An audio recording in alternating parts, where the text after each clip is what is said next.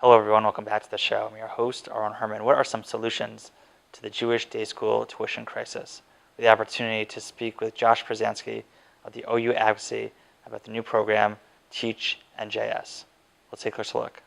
Day school education, the cost is rising each year, and the community is looking for new ways to help families who are desperately looking for new solutions. And Teach NJS is looking to really be a solution for the issue. So talk a little bit about the program.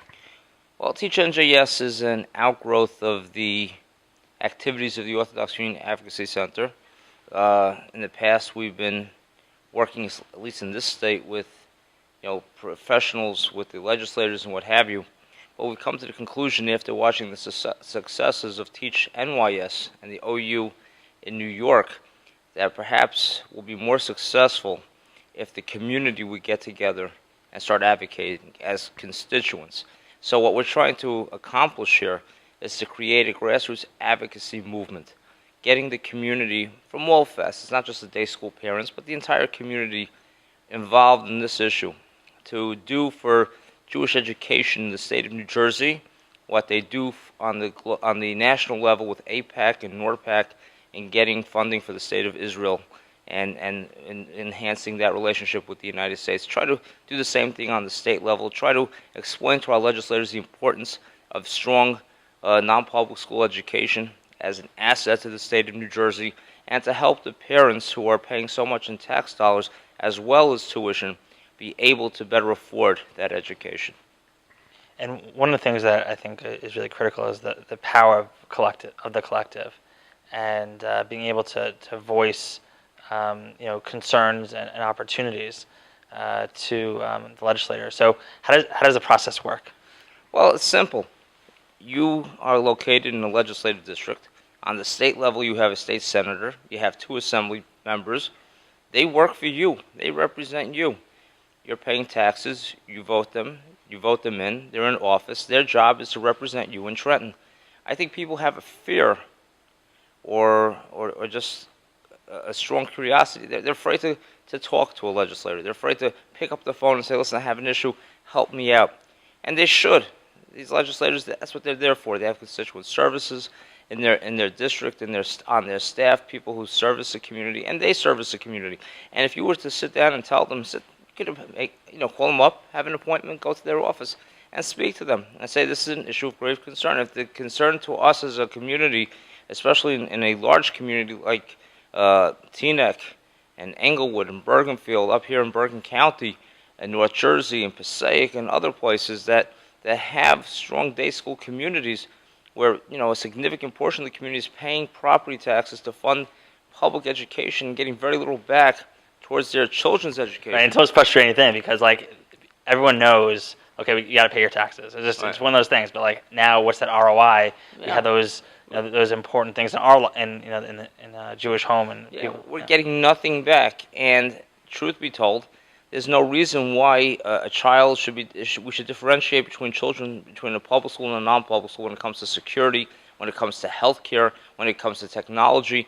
If you're putting money into the system, every kid should be treated equally. That means a nurse in every school. That means a security guard or security equipment in every school. That means technology that every child should use. 2015. We're in a technologically driven world, and right now the kids are getting less money for technology today than they were 10 years ago. It just doesn't make sense. And one of the important things I think also to realize is that everyone has a voice. You mentioned being able to pick up the phone, being able to go to sit down with your legislative. People don't think like that. They're like, oh well, someone else will do it, but it's really every person makes a difference. I mean, it's amazing. I just went on the NORPAC trip, and it's great. 1,500 people went down to D.C., 1,500 Jewish foreign policy experts. Everyone who went knew about their legislator, that they were going to meet the legislators, I should say, Congress people from all over the country, Wyoming, Utah, Texas. They knew which committees they're on. They knew which subcommittees they're sitting on. They knew which businesses were in their district that could have any bearing on military equipment, what have you. Yet they have absolutely no clue who their local elected officials are, who their school board members are, who their municipal council people are, who their mayor is, who their state legislators are. And I've come to, we see it. We're becoming a very ignorant community when it comes to local politics. And if we would have the same drive locally as we have nationally, do you imagine the impact we could have? I remember reading an article, I forgot where it was, but like one of the representatives were like, "When are you guys coming to see me?" Like I know there's like a date, so like they realize that like if there are power in numbers, it will influence the way they vote. Absolutely. I sit in Trenton. I see all the various groups come in, special interest groups come in every week. There's another group coming in to pursue their agenda. It could be the AARP, it could be the NJEA, the teachers union. It could be people who are against having pigs in crates. It could be people who want medical marijuana. Whatever the story is, there are people that come down in droves and they're heard on that basis. But there's another way to be heard, and that way is to vote. One of the biggest issues we have as a community is that we don't come out and vote in the numbers we have. We think if we vote once every 4 years in the presidential election, we've done our duty as American citizens. And I can't imagine, after sitting, in the diaspora for 2,000 years, how people could feel that they don't have the obligation to go vote. We finally come to a country where we're able to participate in government. The Jewish community didn't have this privilege back in Europe, especially in Eastern Europe. I mean, we didn't have the chance to vote for the Tsar or the Cossacks and everybody else, and the inquisitors from the Inquisition. We didn't have that ability, right? We lived in ghettos, and now we come to America. I know some families have been here for over 100 years.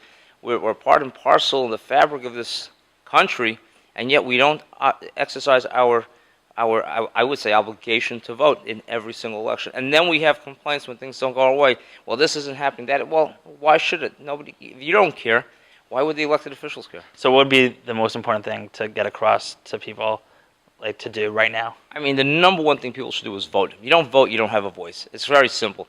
If you call up a legislator's office and ask for something, the first thing they'll ask you back is, well, if you're a constituent, what's your address, so on and so forth. We'll get back to you. Then they look up your name in the computer. They know. They have voting records. It's public information.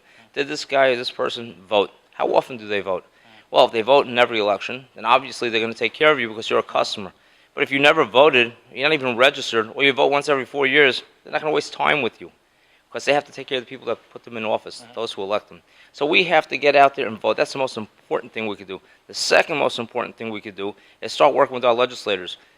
We have action alerts on issues. Respond. Call, pick up the phone and call your legislator's office. Say, I need your support. Please support this. Please don't support that. Please, get back to me. Talk to me. Let me meet with you. Let me go down to Trenton. People should go down to Trenton and meet with their legislators. And when we go to Washington, APAC, people take 2 days off from work to go to D.C. Take a few hours off and go to Trenton. Go to your legislators' offices on Fridays. Do something to interact with your legislator. And I think if we start voting, start interacting with legislators, you're going to start seeing them paying more attention to us as a community. And that's the most important thing. Then at least you could be heard. As you can see, through the power of the collective, we can truly make a difference in influencing legislation, which will help enhance Jewish education around the country. This is Aaron Herman, and thank you for watching.